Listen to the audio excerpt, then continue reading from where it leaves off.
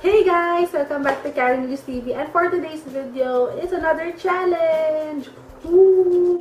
And yung ngayong challenge na to, maraming beses nang nag-request sa akin actually. And this is the 500 pesos makeup challenge, and mahirap siya. Mahirap. As in, lalo na yung mga sales lady, nakatingin sa akin kasi paikot-ikot ako. Kasi hindi ko talaga alam sa nakukuha. Since yung pinuntahan kong Watsons, onti lang din yung makeup nila. So, lahat ng products naman nabili ko sa Watsons. And ang total ko lang ay later ko sasabihin. So, let's get started. So, first is this Eye White BB Holic. Dalawang sachet na siya and it's only for 24.50. Sabi ko yung price ng products, pwede nyo nang i-total. So, sana carry yung pulse.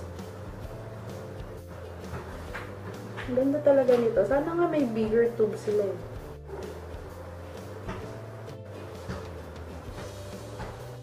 So, mag-a-add ako na another layer. Next naman na item is Careline Oil Control Face Powder Refill.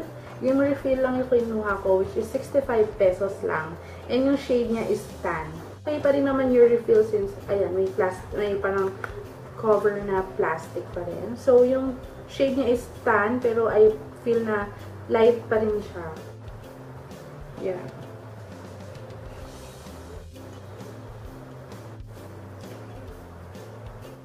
Next naman na gagamitin ko is itong EB Cleopatra na brow pencil, which is 60 pesos only. So, may brush na siya na, nabubulag ako. So, may brush na siya nakasama. So, brush muna natin yung kilay natin. Ang ating kilay.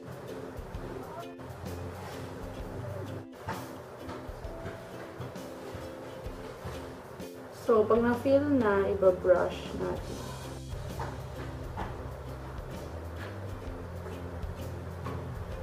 So, hopefully, pantay yung kilay ko. Hindi na ako sanay gumamit ng pencil eh. So, next naman is yung brows. Eyebrows. Okay. Next naman, gagamitin ko itong Nishido Bare Basic Palette. 138 pesos lang siya. And ito naman niya. Kung ano yung nakikita naman sa ano. So, eyeshadow and blush. So, ayan siya. Oopsie, sorry. You have your dalawang blush and then for eyeshadow. So, gagamitin ko na rin tong ano niya, sponge ko. Ito, this one. For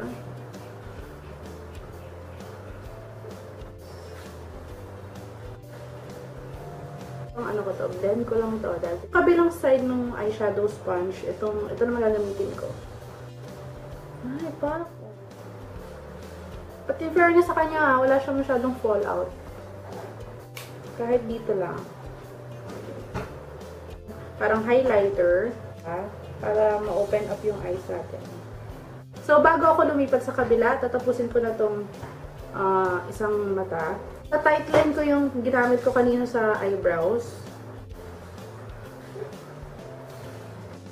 Pinanglaline ko na rin siya, tsaka pinanglaline at pinapa-tight line. So, we're almost done. So, tatampusin ko muna itong kabilang side. Eye makeup. Then, parang naisip ko dagdagan siya ng onting kulay. Kaya, mag-a-add ako nito. Itong parang medyo purple.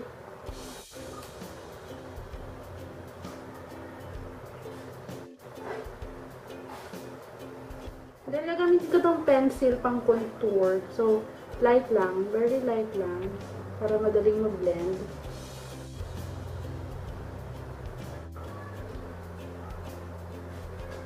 So, gamitin natin itong parang medyo pang highlight. Para sa nose bridge.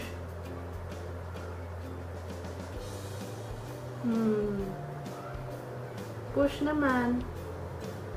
Ito na. So, sa Cupid's bow, ito, kung saan ako mahilig maglagay ng highlighter. Siguro mixture of the two na lang.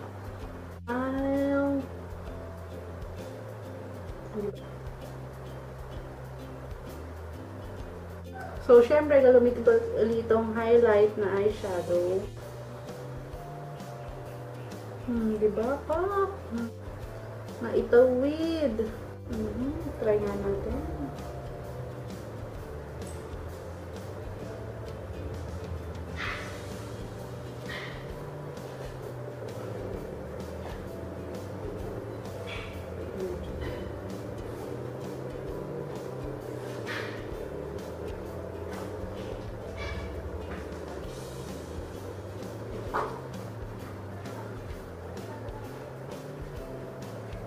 Push ang contour. So, next naman, nakahanap ako ng mascara na 85 pesos lang from Everbilena. This is the Thick Lash Mascara. So, bago ko siya gawin na as mascara, bubuksan ko siya, then kumuha ko ng angled brush. Gagawin ko siyang eyeliner. Eyeliner. So, bilisan mo lang since mabilis nga siyang matuyo din.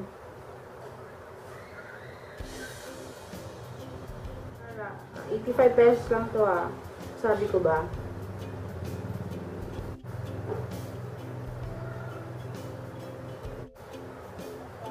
So, ang gagawin ko naman para mag-match siya sa hair ko, yung kilay ko, tatanggalin ko yung excess. So, sa lips, ang gagamitin ko ay hindi lipstick, lip liner. From Pinky's Collection, yung Smooth Silky Long Liner Pencil nila. 89 pesos lang. And yung shade niya is Nude. Ang ganda ng kulay niya.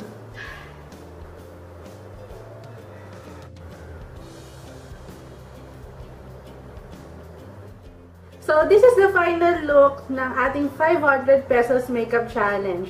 So, kung tinotal niya yung mga prices, ang total niya is 461.50 cents. Kita niyo ba? Hopefully, kita niyo. Gusto ko yung eyeshadow. Gusto ko yung pag-pop ng mata ko. Parang magkalapit sila.